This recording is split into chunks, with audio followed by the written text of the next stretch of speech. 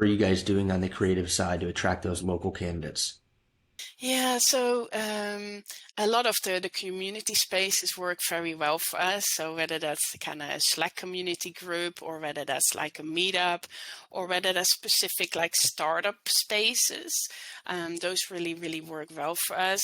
The referral space as well. We always need payment professionals.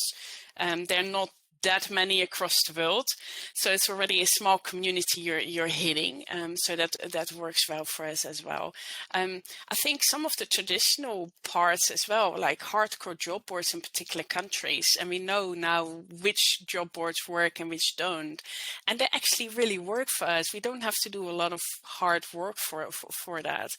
And what we've noticed as well is it's a little bit about the philosophy from a company that you take as well, right? So do you take the hardcore sourcing route, or do you actually want people to really work for you and as a company?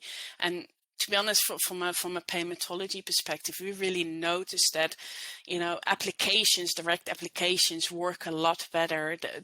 Those team members or new hires stay with us a lot longer than actually sourced candidates. So I think that's also really important. That aligns to our kind of creative space and the way we work and direct ourselves.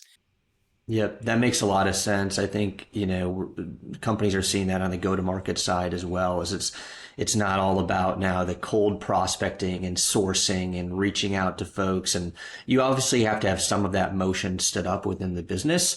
But it's more about how can we pull people into our orbit? How do we put content out there, and how do we engage in communities to get candidates engaged into our process and applying to our jobs and raising their hand that they want to work here versus, having to pull people cold and more or less sell them on wanting to work for the business. So